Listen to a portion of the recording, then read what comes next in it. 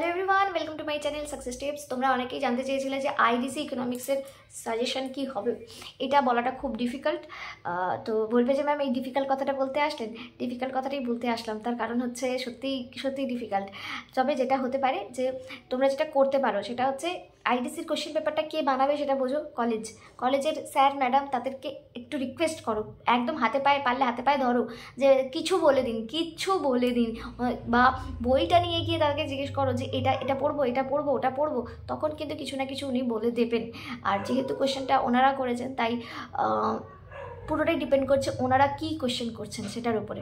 তো তারপরেও আমি তোমাদেরকে বলবো মাইক্রো ইকোনমিক্সে তোমরা যেটা করবে, বইয়ের চ্যাপ্টারের পরে মানে চ্যাপ্টারের শেষে দেখবে কিছু কোশ্চেন দেওয়া আছে যেগুলো ইয়ারে এসেছে, সেই প্রশ্নগুলো পড়ে যেতে পারো। চ্যাপ্টারের শেষে যে প্রশ্নগুলো দেওয়া আছে 5 নম্বরের জন্য সেগুলো পড়ে যেতে পারো। আর তাছাড়া দেখবে বইয়ের পেছন দিকে কিছু কোশ্চেন দেওয়া আছে যেগুলোতেও ইয়ার মেনশন করে দেওয়া আছে ছোটো প্রশ্নের ক্ষেত্রে, সেইগুলো পড়ে যেতে পারো। তবে সব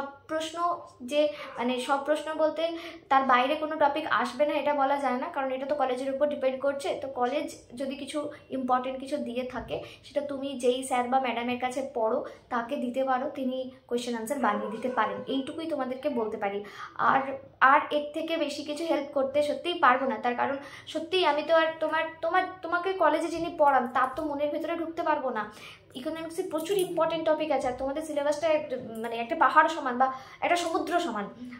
তো সেখানে ওই 2-1টা টপিক বলে দেওয়া পসিবলি নয়, মানে আমার পক্ষে সম্ভব নয় আর কি আপাতত।